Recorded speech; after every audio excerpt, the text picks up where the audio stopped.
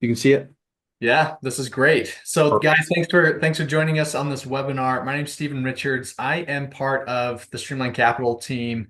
That's the lead sponsor on this deal. My whole role is investor relations and making sure that you're as comfortable as possible and that you have the most information possible to make an educated decision on this investment here. So I've been with the company for just a little bit over a year.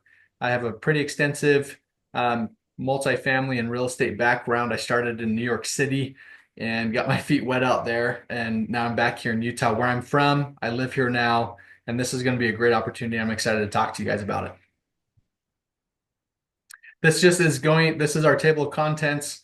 We're going to give you kind of a high level of what Utah looks like, and then we'll dive into what the deal looks like. But first, we're going to talk about Brian, actually, who's the lead sponsor here. Um, I'll skip this one and we'll go straight to me. yeah, we'll go That's straight to the Brian. most important part, right? Oh, before you start, Brian, I just want to make sure. Did you go over Q&A No, and I didn't go over rules of the road. okay. So there should be a button. It's the Q&A button throughout this whole presentation. Either Brian, Romina, or me, or I guess, is going to answer any of your questions that you have. So I want you all to find the Q&A button, click on it, um, open it, and then type in where you're from, where you're calling in from, where you're viewing from. That'll just help us know that you know where to ask questions, and we'll either answer them live through talking or live through typing. So go ahead, click there, and let us know where you're streaming in from. But with that, I'm going to turn the time over to you, Brian. Awesome. Awesome. So, a little bit about me. I've been doing real estate investing since 2007. Bought my first investment home in Kaysville, Utah. And, Kaysville is, you know, two cities down from Clearfield. So, my first investment property was probably about 8 miles from this particular property that we're going to be focusing on today.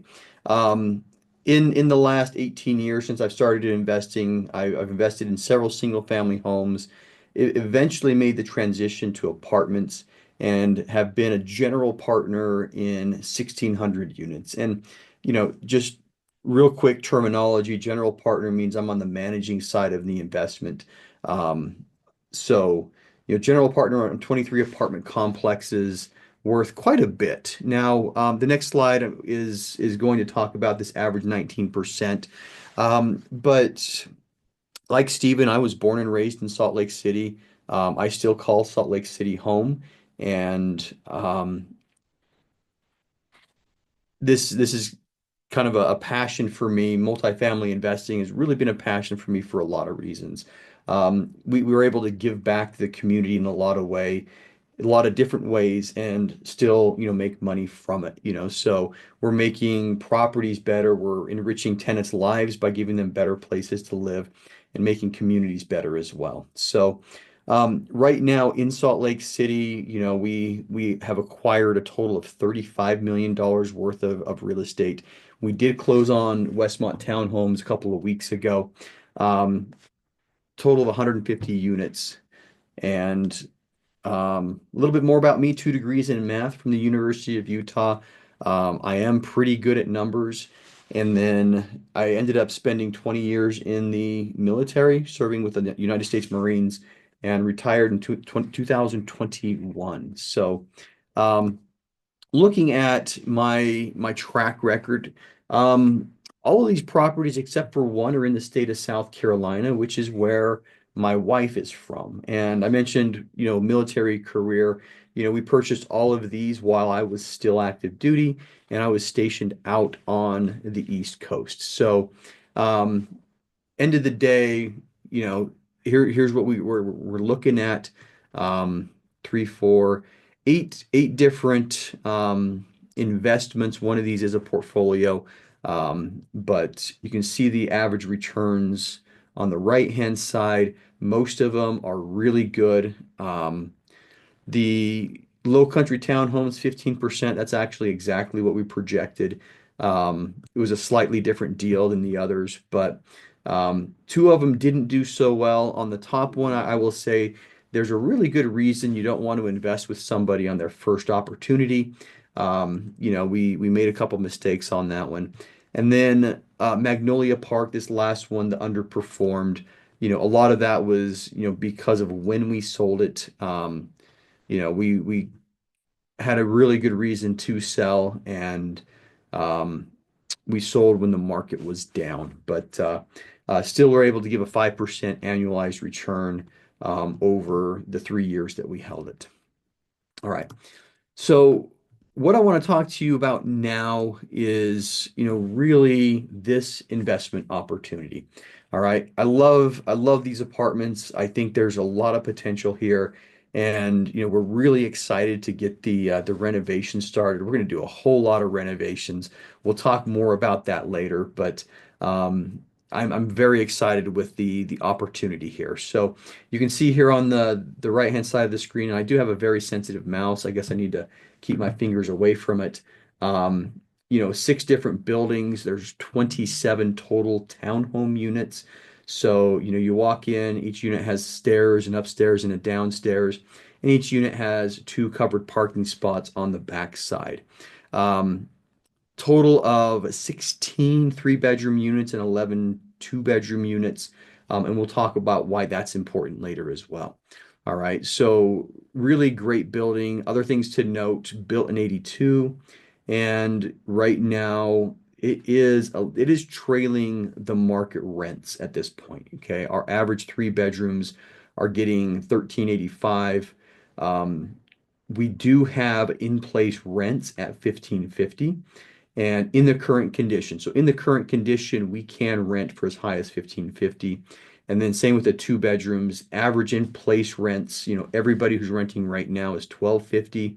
And we do have a couple of leases signed at 1350. So without doing any renovations, there's already room to move the needle, going, about $175 on the 3 bedrooms and about $100 on the 2 bedrooms.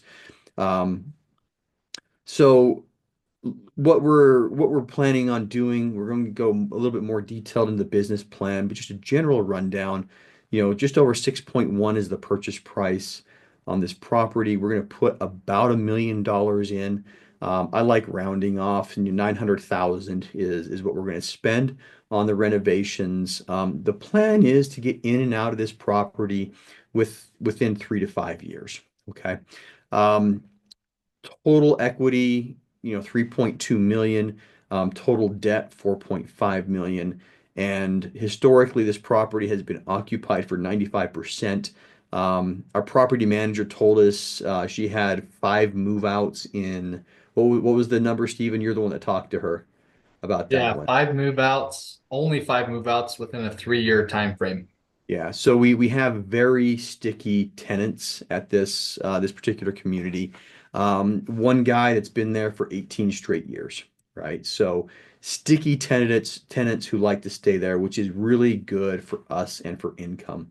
Um, Net operating income, $320,000, which is a really nice number, and purchase cap 5.3-ish%. Okay. And I say three-ish because, um, it depends on, what month's T12 we use, but 5.3-ish%. And to note on that cap rate, that's better than market, That right? is better than market. Market cap's about 5.2. Okay. And for those who don't understand cap rates, higher cap rate means lower price, lower cap rate means higher price. So since we're buying at a higher cap rate, it means we're getting a better than market price, right? So here's what the investment looks like as far as profit sharing. Okay. We have 3 different share classes, and what we want to do, and I'm going to be very open about this, is we want to incentivize people to invest a little bit more. Okay. So for people who can invest 250,000 and want to invest 250,000, we have slightly better returns. Okay. So we have an 8% preferred return, and I'll explain what a preferred return is. Basically, what that means is we have to pay you 8% annualized on your investment before we as a general partnership make money. Okay. So, and the way this works is it's cumulative and it accrues, so um, on a later slide, we'll show you what the distributions are going to look like. But because we're doing heavy renovations the first year, we're not going to, we're not expecting to do any significant distributions the first year. And so that 8%, preferred return for year one gets carried forward to year two. Okay, so essentially, when we sell the property, we look back, and the first thing we do is, well, first thing we do is we return everybody's principal. Then we look back at the preferred return. Have we met this 8% yet? And if the answer is no, you know, 100% of the profits are going to go towards the investors till we meet the preferred return. All right, then after we meet the preferred return, there's a profit share, meaning 80 cents on the dollar goes to the investors, 20 cents on the dollar goes to us. Okay. Class E shares, also really, really good numbers, just slightly lower than the Class D shares. We're giving a 5% preferred return and a 75-25 profit share. Still ends up giving phenomenal returns. And right now, this is we have more people at 100,000 in this deal than we have any other dollar amount. Um, and then Class F shares is just a straight 75-25 profit share. And when I put my our track record slide up there, everything on there except for one was a 75-25% profit share. So this still gives really, really good returns. Just, you're going to get slightly better returns with Class E shares and even better returns with the Class D shares. Okay. So that's what the share types look like and, based on dollar amounts. Now, what I want to do right now is talk about the metro. Why Salt Lake City?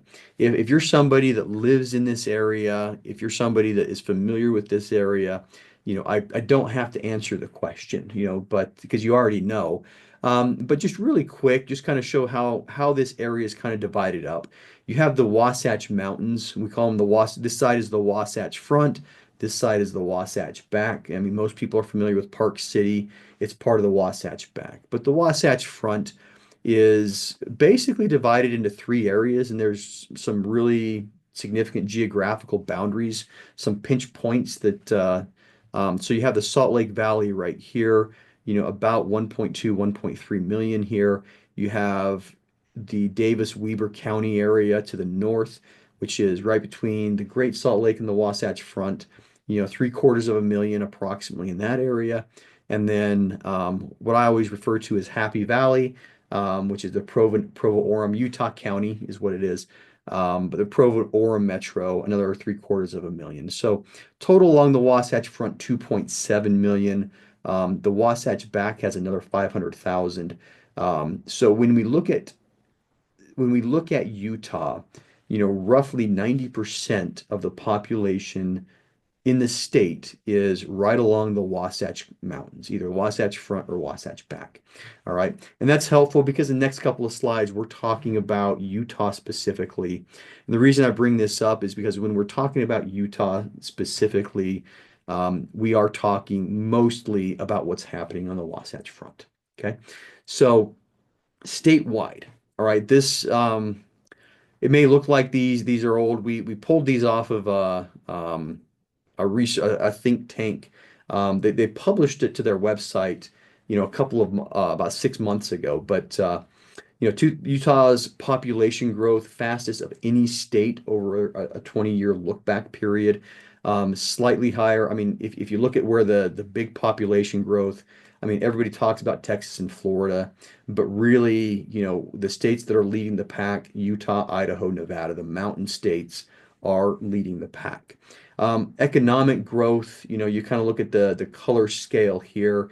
Um, Utah has the highest projected economic growth over the next 7 to 10 years as well. And it's not by a little, it's by a lot. So what does that mean?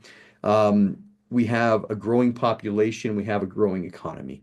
All right. The more the economy goes, it's a virtuous cycle. The more the economy grows, the more the population grows. The more the population grows, the more the economy grows. Now, you add that to an existing housing shortage. I saw a projection in the news yesterday saying that the housing shortage is only going to get worse. And by the end of this decade, the Wasatch Front's going to be 150,000 housing units short, right? So housing crisis, job growth, population growth, you put those all together, we should see rents increase and we should see values increase.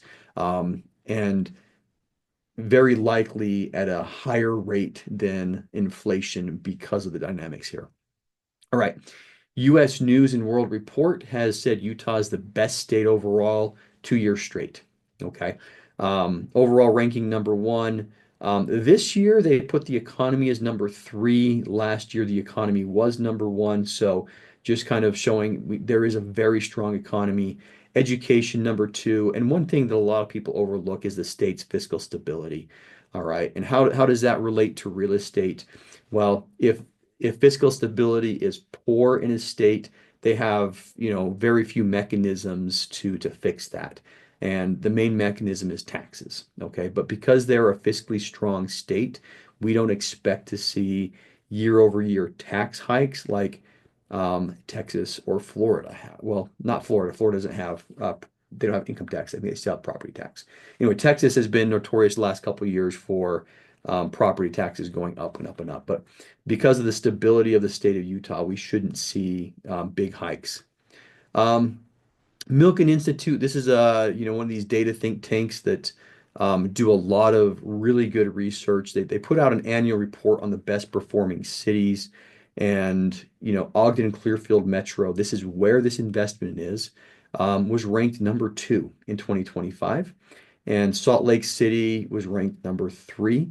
Um, out of the cities in Utah, remember, I mean, we have most of the population along the Wasatch Front. Okay, Ogden, Clearfield, Salt Lake, and then Provo, Orem were the ones we showed you on the slide. There's two small cities that are large enough to be eligible to be included here. And what's really cool about the state of Utah is out of the five cities that are eligible for consideration on this report, four of them are considered tier one cities, and the fifth one is a tier two city, finishing at a not too shabby 25 out of 200, right? So, um, anyway, so as far as what we're seeing here, we're investing in an area with population growth, economic growth that's getting national level recognition on all fronts. All right. Now let's dial in specifically to the Ogden Clearfield Metro, starting the state level, Wasatch Front coming into Ogden Clearfield now. Um, a couple things on this that I want to point out is Utah leads the nation in percentage of married couples. Okay. They also lead the nation in people per household. All right. They also lead the nation in child fertility rates. Okay. There's more children per married couple as well. All right. So when you start looking at that, um, Utah also not on this graph here, but Utah also has the youngest population in the nation. All right. What does that mean? It means we have a lot of young couples with kids. Okay. And remember, we have 16 three-bedroom townhomes, which is perfect for couples with young kids. All right. Per capita income, I saw something yesterday saying Utah has the highest um, it wasn't the highest median income, but when they looked at the highest income versus the cost of living, people in Utah are better than any other state. Okay.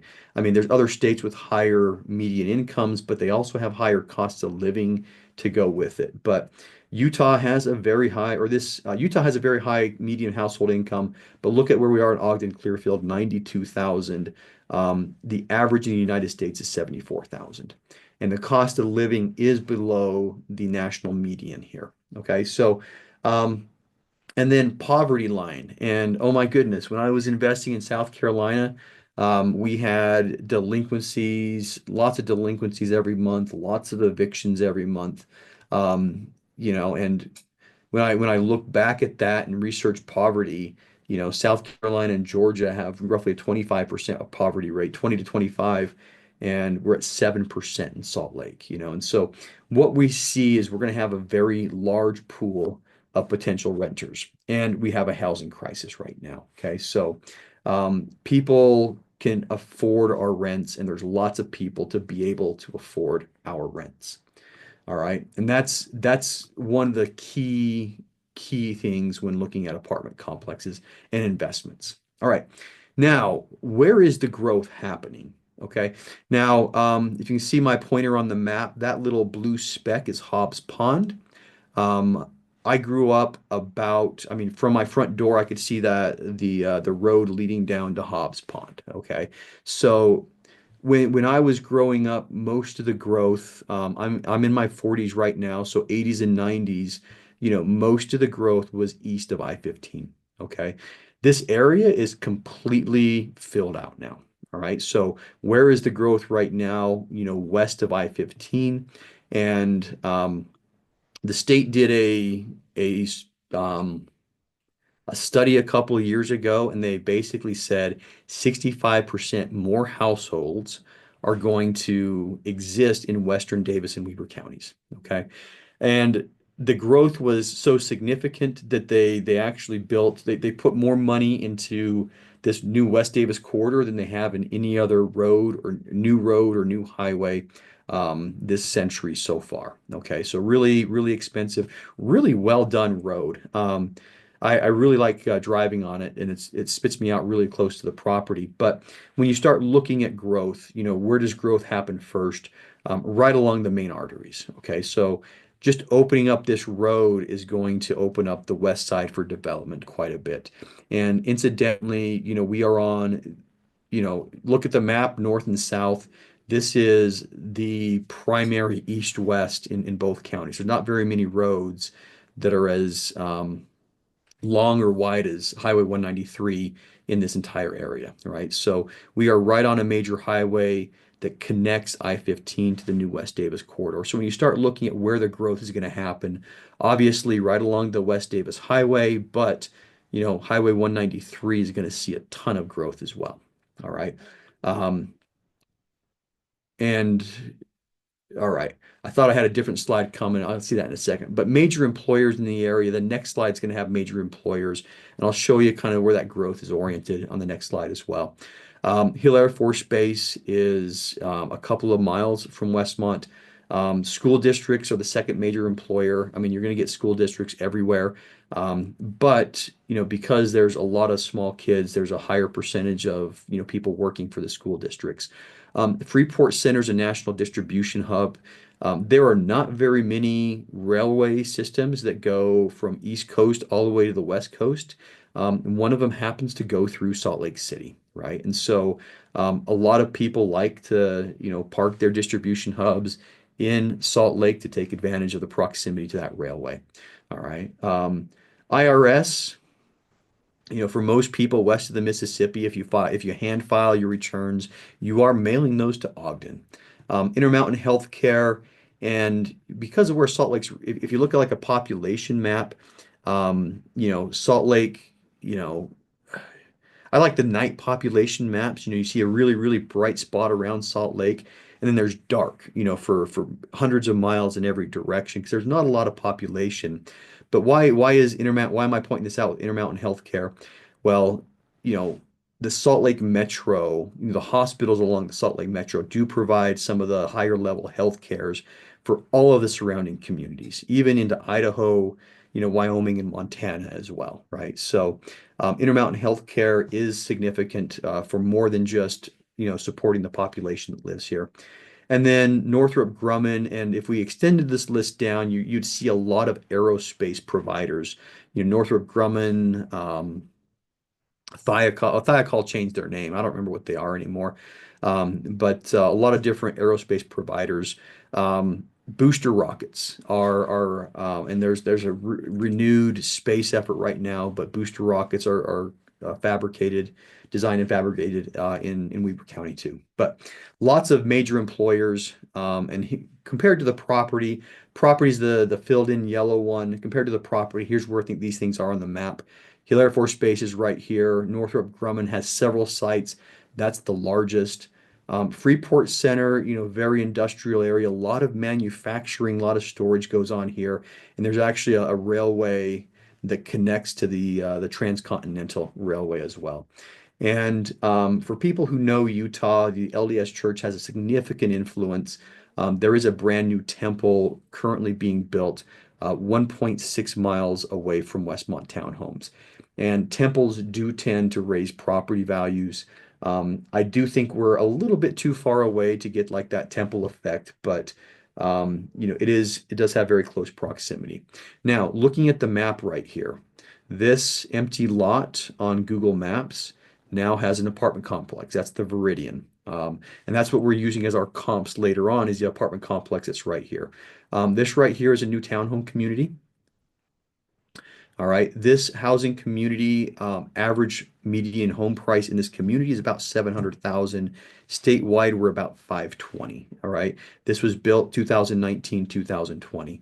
And you start looking at, what's happened in the last 5 years, this big patch of what used to be farmland filled in. That's Syracuse High School built in 2017.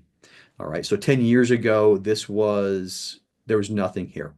All right. So what we're expecting to see is, these areas fill in one by one. This is a brand new grocery center anchored shopping center. This wasn't here 10 years ago either. So what we're expecting to see in this area is, all these fields starting to fill in. We do have a lot of restaurants right along here in this area that are also, last 5 to 10 years. But over the next 5 years, this investment period, the growth in along the Wasatch Front is going to be very heavily oriented out here, which for the tenants here means the area overall is going to be nicer. Okay, a lot of new stuff coming in. Number two, new amenities. Okay, new restaurants, new shopping centers, new everything. Everything you need to support a population is going to be popping up here. So the more housing, the more apartments, the more townhomes we see, the more restaurants, the more gas stations, the more other things we're going to see. So this area is definitely on the up and up. All right. So like I said, within the next 5 years, we expect this to be a much nicer area than it currently is, which is going to raise prices, and it's also going to make this much more desirable for the current tenants. All right, Stephen, I think this is where I Absolutely. shut up and you start talking. Yeah, we got a good lesson on Utah and its demographics and its growth. We're going to now jump into this business plan and why we love Westmont Townhomes. This is going to be like a classic value add property. We've done this a lot of times in the past. This is going to be the most extensive one that we've done to date, but the business model is the same.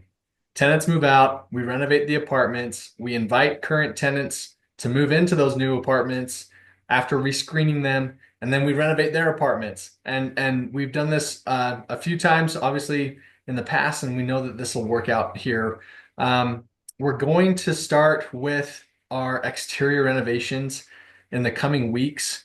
That automatically boosts the value of the property because more people want to live in a place that looks good and has good amenities. And so we're going to start with the exterior first. And what that includes is we're going to redo the pavement. I mean, there's potholes there that are bigger than some cars. I mean, Brian will tell you this too. Like you'll drive into one of the entrances, you'll go right into a pothole. Your back tires will go into the pothole, and then your front Front tires. tires go in first. Yeah, front Front tires tires go go first. in, back tires go in, and then your front tire comes out, and then your back tires come out. The pothole is larger than my car, and I have a full-size sedan. Yeah, so it needs a lot of work, and the previous owners never visited the site, and they owned it for 5 or 6 years, and so it has caused a lot of problems to occur at the property, which is good for us because now we get to add some value. We really want to make a really good first impression for these tenants and these new tenants to be here. Like Brian mentioned earlier, and like I mentioned earlier, a lot of these tenants tend to stay.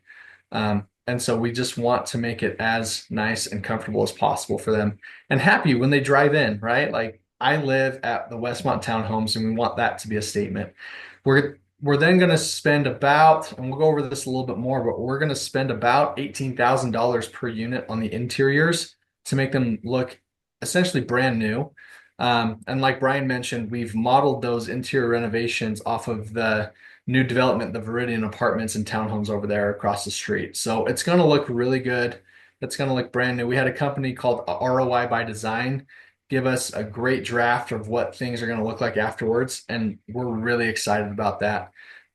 We're planning on taking about 12 to 18 months to finish these renovations. A lot of that is due to just natural turnover with lease terms. So we're doing everything we can to speed up that process, but that's kind of what it's going to look like. We're after the renovations are finished, our next goal and plan is to do a cash out refinance. And we'll go into what the current loan looks like right now and what it'll look like or what we think it'll look like here in the 3 to 5 years or at 18 months. And then we'll hold for cash flow. But if the market changes in a way which is positive for us, we will sell around year 3. And we'll go into how we underwrite this deal and what those look like in a later slide. But that's kind of our business plan for right now. So exterior renovations, I mentioned, we're going to be spending about $400,000 on them. New sidewalks, new concrete, new roofs, new siding, new fences. The ones there look like they're from the 80s. And Hideous. so, yeah, and so we're going to put in new vinyl fencing. We got a really good quote for an HVAC company who's giving us a great price.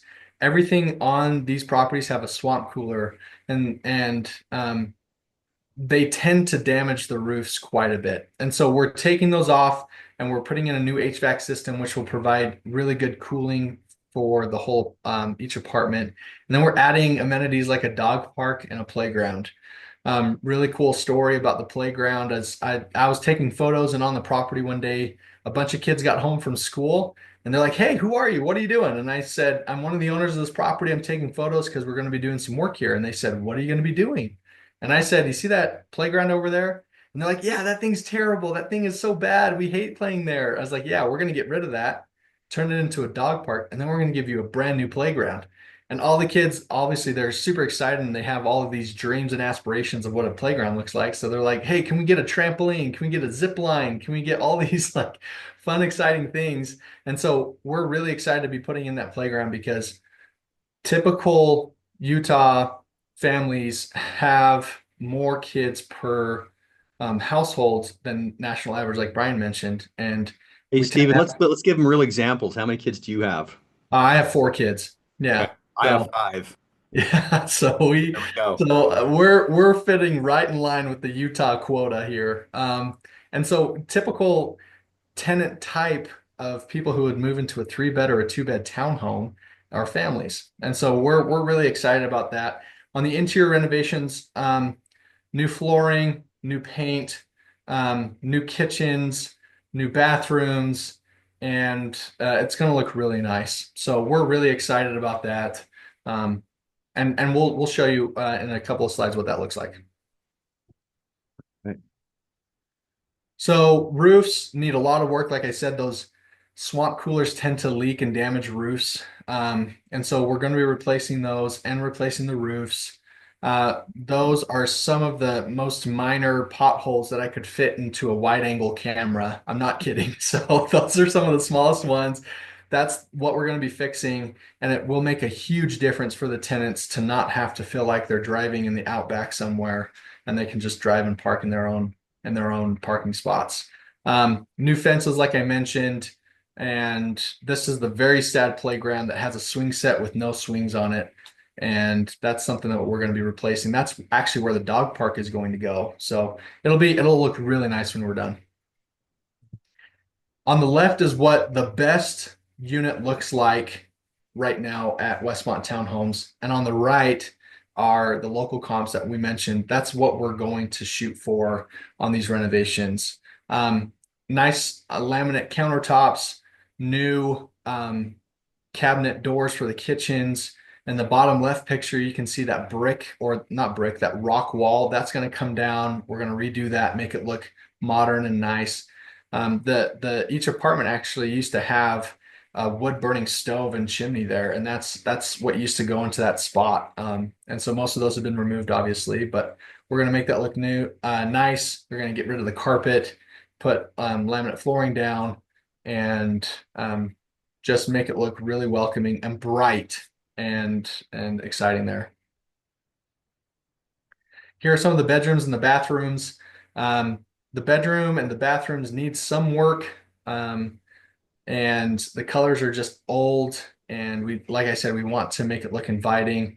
Get new light fixtures in there, new LVP flooring in the bathrooms, new hardware, replacing some of the tubs and toilets that need replacing. So it's going to look really good when we're done. So the reason why we're doing renovations is because obviously when you increase the look and the value, or you put money into making an apartment look better, you get to charge more rent. So you saw our average rental amounts were around 1350 and 1250. We're looking to boost those rental amounts upwards of 1550 for the 2 beds and 1750 for the 3 beds. And it'll also increase the feel of the property and the tenant base. And that's always a good sign, because we'll be able to attract a tenant base that will help keep taking care of the property and keep it looking nice. So this is what our loan looks like. We're going to dive into this really quickly here. A lot of numbers, but we want you to understand why these numbers work. Yeah. And there's going to be a lot of numbers on the screen. We don't expect anybody to, to be able to digest them, but um, ask if you want to deep dive in the numbers, ask us. We're happy to send this to you. And this presentation is available on our deal portal. So we'll send you the presentation with the numbers as well. So the loan type that we chose for this one was a bridge loan, very strategic in doing that. A big reason is our exit will look really good, and our this bridge loan is actually helping pay for the renovation. So we got 4.5 million from this loan. We got an interest rate at 4.5 plus SOFR. And right now SOFR is about 4.25. And so you do the math there, we're at 875.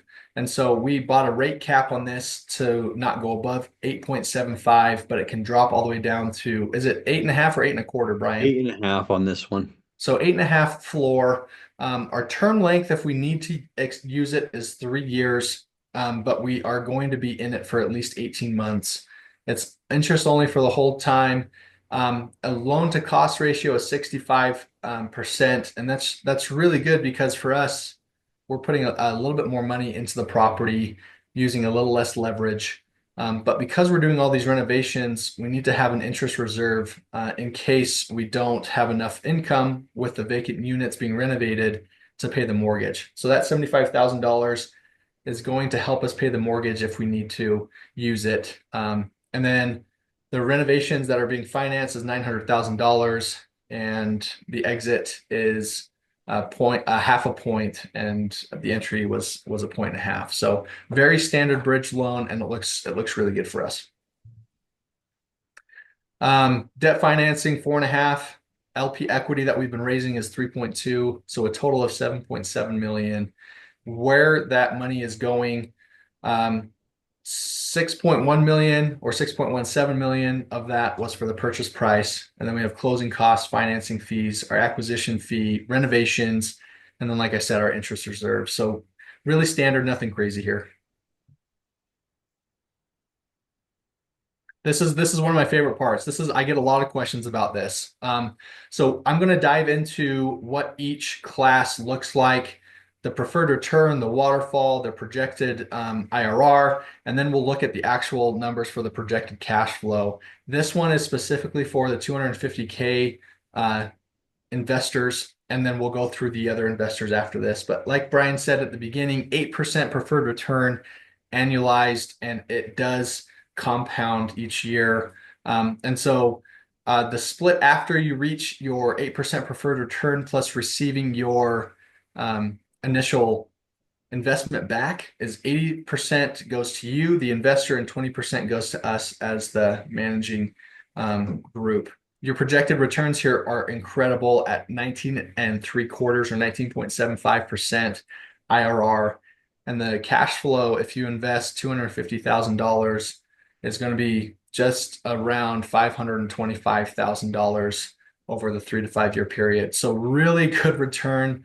We're more than doubling your investment, projecting to more than double your investment over this lifetime of this deal.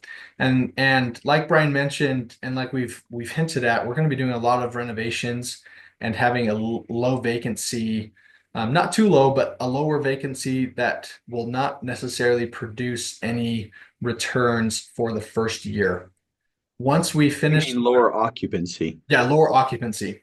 Yeah, he takes his cues from me because I get those words mixed up all the time. What did I say? Did I say occupancy or You said lower vacancy. I said lower vacancy? We Yeah. want lower vacancy. Yeah, lower occupancy. And so we won't be able to produce a ton, if any, returns the first year as we're doing these renovations. But because we're doing the renovations in year one and year two, it's going to look awesome because we're going to do a cash out refinance and start to produce some of those quarterly distributions and get that cash flow going. We'll then get a little bit more cash flow year three and year four, and then year five, you can see those numbers there of almost $20,000 in cash flow plus $350,000 worth of a cash distribution after we sell the property. So all in all, total cash flow is around 57,000. Total cash out distributions are around 465,000. So this deal is going to look awesome for your bank account after we're done with it. So this is for the $100,000 investors, preferred return of 5%. Like we said, you'll receive your initial investment back plus that 5% compounding each year. And so you'll get that back. And then after you get that, the split here is 75-25. And still, we're looking to more than double your investment over the lifetime of the deal. So again, year one, not any cash flow. If we do have any, it's going to be minimal. And then we'll refinance year two, cash out refinance of about $45,000 and about $1,600 of cash flow.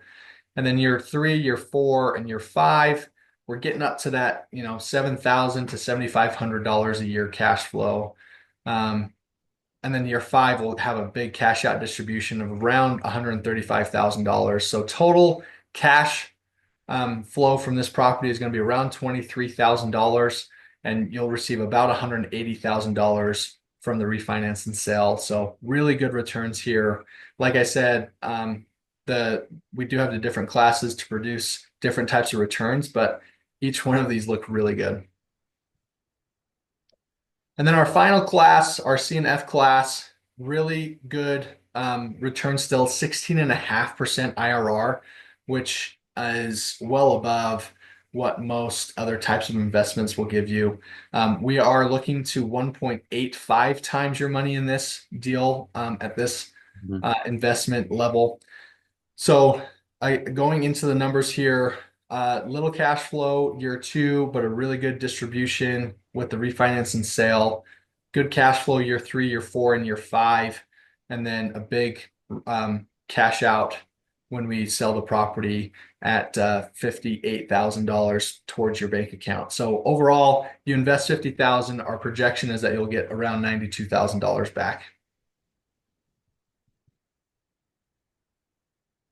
This is one of my favorite things that we do that I think sets us apart from other groups is we always underwrite our projects to be slightly worse than they are today from a market standpoint. So we bought this deal at, like Brian said, around 5.3% cap rate. And so each year that we hold the property, we actually add a 10-point basis onto our cap rate, which means, the higher the cap rate, the lower the exit price or the lower the property value is going to be. So we always underwrite as if the future is going to be slightly worse than it is today. And that gives us a little bit of safety, a little safety net for our investors. So if we are going to hit a market in 3 to 5 years that is slightly worse than today, then that's where all of our projected returns are going to be. Like that's what you guys have seen. That's what we've been telling you.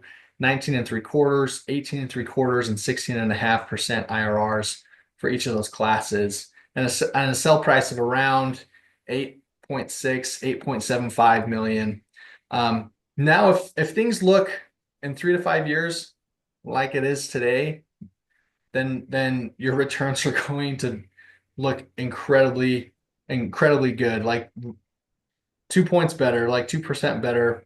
This one's almost at 22%, 21.5% and 19% if things are close to today's market, which they very well could be.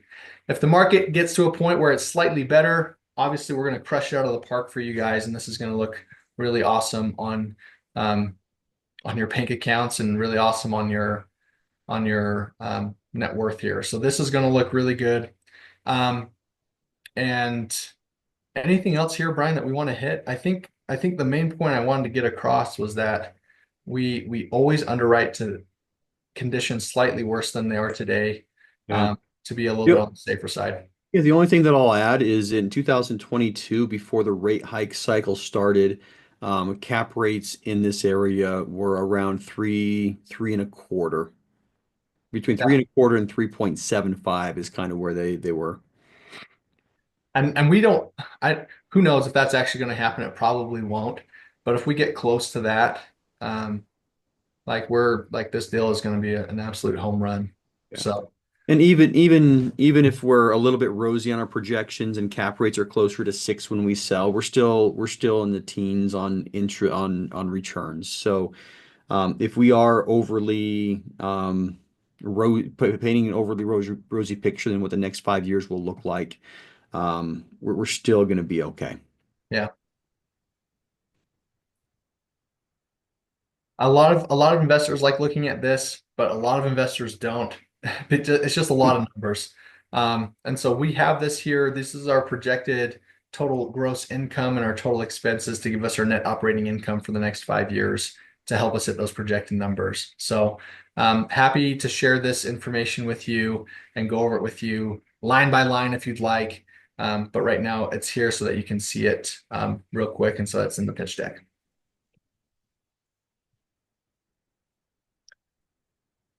Ryan, I'm gonna kick it over to you here for the closing ceremony here, closing it Yeah. and summary. I mean, Yeah, I'll do summary and then we'll kick it back to you for next steps. So once again, what were we talking about today? This is a real estate investment opportunity, 27 townhome units in the very fast growing, west part of Davis County. We are doing this syndication structure, so private placements. We are looking for limited partners to invest with us, to share in the returns. Talked about our value add business plan. We're going to make everything look a lot better. Best performing state in the nation, one of the fastest growing metros currently in the nation. It definitely was over the last 20 years. I think if you looked over the last year, I think Utah's number 3 right now, but it's still going to grow at a really good clip. And then once again, for those getting the Class D or E shares, we are adding preferred returns, which does put the investors first. So we think it's an amazing investment opportunity. And, next steps for Stephen will talk about next steps. But like I said up front, I don't expect people to be running to their banks immediately. So we will make ourselves available to, answer questions or anything people need. so here are the next steps. A lot of it is going to involve talking with me and or Brian to get you as comfortable. Like I mentioned in the beginning, my job is to make you as comfortable as possible and give you as much information as you need to make an educated decision. So next step really is going to be booking a call with me and then we'll see if this is the right fit for you. We'll then have a meeting to review the deal together. And if you feel comfortable, I'll send you the legal documents for you to review. And then we'll book a call with Brian. And after you get to talk with me and Brian together, we'll get you to sign those legal documents, wire the funds, and then you'll send us an accreditation letter to get everything buttoned up. So this is like Brian said, we don't expect everybody to run to the bank right now. It'd be awesome if you did. This is a great opportunity, but we understand that there's a process, and this is going to help us make you feel most comfortable. All So, right. you guys, I've got a question about from Golden Goose Clark. Can you hang out with us to learn the process? That is definitely possible. Reach out to us. You know what, Stephen? I forgot to add the it's QR okay. code. I got it right here. Okay. Let's put that on your screen then. Stop the sharing. So Steven has a QR code. Golden Goose, go ahead and click that and or scan that and book a call with Steven. He'll talk about what that looks like. As far as, hanging out with us to learn the process, we have avenues for that as well.